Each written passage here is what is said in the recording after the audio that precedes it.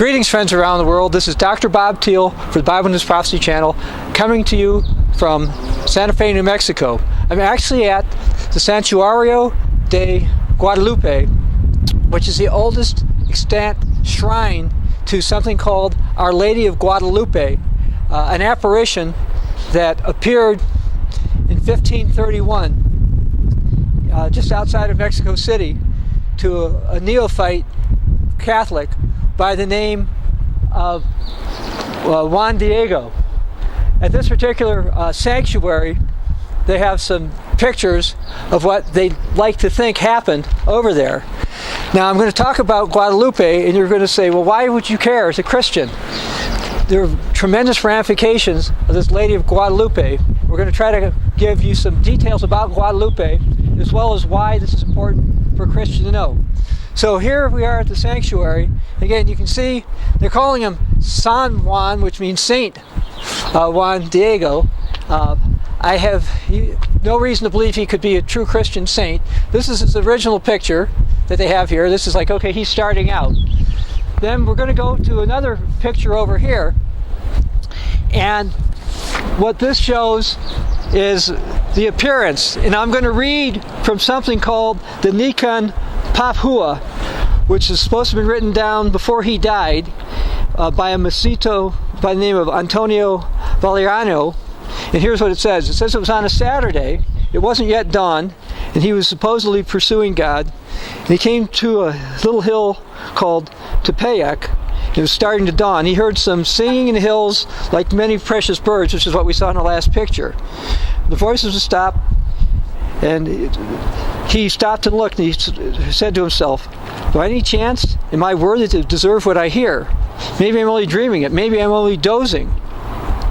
He looked up to the top of the hill, saw where the sun rises, and a song was supposedly coming. And when the singing suddenly stopped, it could no longer be heard. He heard someone say, "Dear Juan, dearest Juan Diego." And presumably, some female image like this. So then he dared to go to where the voice was, and he felt happy and contented, and he started to climb the top of the hill, and he saw a maiden standing there, and he came close to her. When he got there, he was filled with admiration for her, and her clothing was like the sun, as if it sent out waves of light, and the earth seemed to shine with brilliance. So, very glorious. He's presuming this is probably something from some god or goddess. He prostrated himself, went down on his belly to venerate her, and he said to him, "Listen, my son, my youngest son, where are you going?" And he answered, "My lady, my queen, my little girl. I'm going as far as your little house in Mexico, to Loloco, to follow things of God." Then she spoke. "No, for sure, my dearest and youngest son." Of course, you wonder why he could be the youngest son, because he was 55, but in this case, because he's supposedly a new convert. He says, "I am the ever-perfect Holy Virgin Mary, who has the honor to be the mother of the one true God. I want you to build a little house for me here, and I'll show you. Because I'm truly honored to be your compassionate mother, yours and all the people in the land, and all the various lineages of men who love me, who cry to me, who seek me, and who trust in me." She said for people to trust in her. Now, if you look to the Bible, you don't see anything where Mary, Jesus' mother, said to trust in her.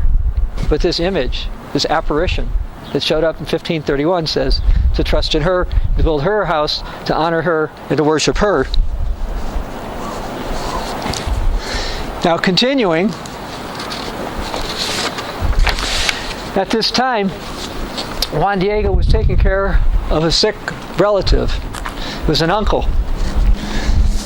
And so basically, what happened here is this uncle became healed. And so this is him going to the uncle, and then his next picture over here, supposedly this intervention heals the uncle, which we can see here. Now these were supposed to be signs to persuade people that this was truly from God. the Bible warns that there's going to be signs and lying wonders. And again, here's a healing, supposedly, that they said that this particular image caused.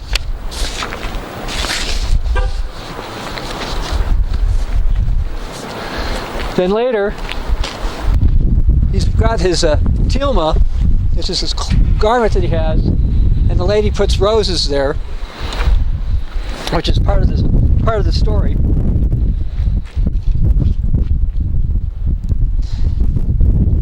And furthermore, we've got this one last picture here.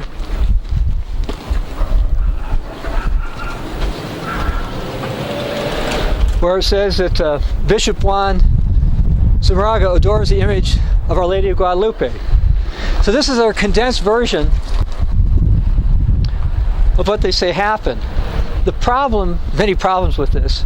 One of the problems with this is that they don't tell you that the bishop didn't believe this. The bishop thought what was going on was worship of the Aztec goddess. It was after this bishop left. He was a Franciscan bishop.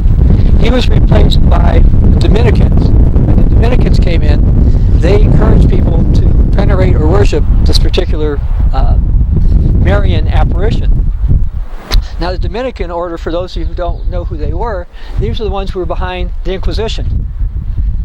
But they used this particular image, and it was actually very important for the conversion of the Western Hemisphere to Roman Catholicism. I'd like to read a few reports from Catholics about this. One, the appearance of Our Lady of Guadalupe to the Aztec Indian Juan Diego generated the conversion of Mexico, Central and South America to Catholicism. It was that important. Now, I was talking to a local here yesterday. I said, well, why do you think in the Western Hemisphere these people all became Catholic? He said, oh, because the conquistadors came and that had them go become Catholic. And I said, well, the Indians didn't like what the conquistadors did. I said there were a couple of images or apparitions that appeared. The one in Mexico, which is called Our Lady of Guadalupe, and the other one was in South America. And between that, this is why people became Catholic. I'd like to read another report from another Catholic. It says, the Virgin of Guadalupe appeared in what's now Mexico City on the holy hill of Tepeyac, dedicated to Tonantzin, the Mother Earth goddess of the Aztecs. This is one reason why the bishop did not believe Juan Diego. Again, I'm reading from a Catholic source here. He must have thought, we know who appears on this mountain. It's not the Virgin Mary, but some pagan goddess. So they referred to what we call the Lady of Guadalupe as Tonantzin for more than a century. To this day, the Mexicans know the Virgin Guadalupe not as another form of Mary, but a particular Mexican Queen of Heaven. Now, if you go to the Old Testament, the book of Jeremiah, there's warnings about worshiping the Queen of Heaven. This is a title that a version of Mary now has. Now, I'd like to read one more Catholic report, and then we'll show you some other things. Bernardino Sahagin, a Catholic missionary, wrote, now that the Church of Our Lady of Guadalupe has been built, the Indians call her Tonantzin. This is an abuse that should be stopped. The Indians today, as in the old days, come from afar to see Tonantzin. So in other words, even though the Catholics built a shrine to Lady of Guadalupe in Mexico, the Indians continue to worship it as the Aztec goddess. Now let's come up further here. And while we're walking up, let me say that so the written record exists that suggests that Catholic clergy in the 16th century Mexico were deeply divided on whether or not this was an Orthodox thing to believe in. Is this truly supposed to be Mary, Jesus' mother, or is this some pagan apparition or goddess? And they were divided on it. And similar to what happened with the Lady of Fatima, because the priests and the bishops didn't believe that either. What happened was because so many people started to venerate or worship this, they decided to believe that this was the case. Now we're walking up to here to a statue that's supposed to be the Lady of Guadalupe. Now, interestingly, when I read the account of what occurred, Juan Diego called what appeared a little girl at something like 11 or 12 times. Now this looks to be more like an 8-foot tall statue to me, maybe even taller, and it's not a little girl. And what's interesting also is for Fatima, the Lady of Fatima was only about this big.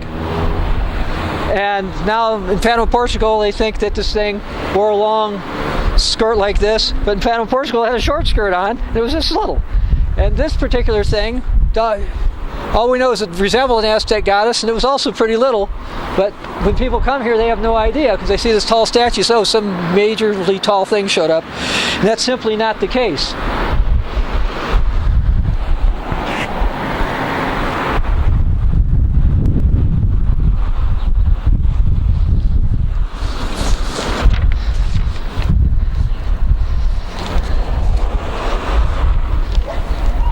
So this particular sanctuary